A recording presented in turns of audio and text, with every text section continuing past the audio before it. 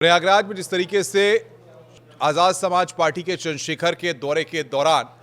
बवाल हुआ, जिस तरीके से वहां पर गाड़ियों को नुकसान पहुंचाया गया, जिस तरीके से पथराव किया गया, उसके बाद आपको बता दें कि चंद्रशेखर ने इस पूरे मामले में कहा है कि मेरे लोगों को परेशान किया जा रहा है, मेरे लोगों को पुलिस टॉर्चर कर रही है। उन्होंने साफ तौर पर कहा कि जिस तरीके से मैं दलित परिवार के घर जाकर मुलाकात करने के लिए जा रहा था, लेकिन वहां पर मुझे टॉर्चर किया गया, मुझे परेशान किया गया, मेरे लोगों को भी वहां पर परेशान किया गया है। साथ ही साथ उन्होंने कहा कि जिस तरीके से पुलिस और प्रशासन के अधिकारियों का जो व्यवहार था वो ठीक व्यवहार वहां पर नहीं था। उन्होंने इसको लेकर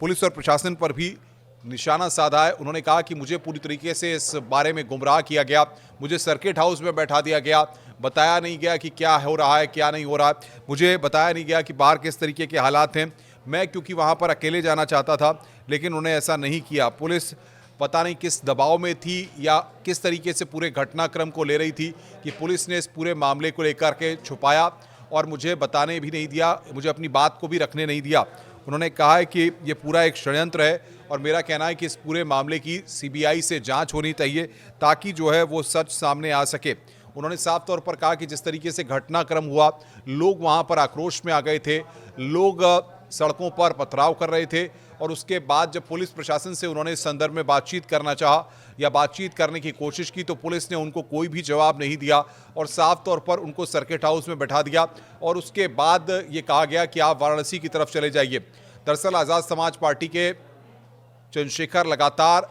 दलितों से जुड़े मुद्दों को लेकर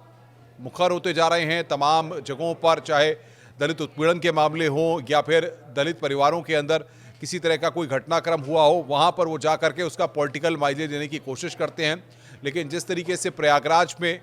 गए उसके बाद अब नया बखेड़ा खड़ा हो गया है। वहीं पुलिस और प्रशासन जो उपद्रवी थे, जिन्होंने कि वहां पर घटनाक्रम को किया, उनके खिलाफ वहां पर कार्रवाई करने की बात कह रहा है। पुलिस के आला अधिकारियों ने बाकायदा कई फुटेजेस और तमाम चीज़ों के आधार पर जांच पड़ताल को आगे भी बढ़ा दिया है, जिसके आधार पर वहीं चंद्रशेखर इस बात को कह रहे हैं कि मेरे लोगों को परेशान किया जा रहा है, उनको टॉर्चर किया जा रहा है इस पूरे मामले में, जबकि मुझे इस बात के बारे में कोई भी जानकारी नहीं है। मुझे सर्किट हाउस में अंदर रख दिया गया था, बैठा दिया गया था और बाहर क्या हो रहा था, किस तरीके से पूरा घटनाक्रम हो रहा था, इसकी जानकारी नहीं है।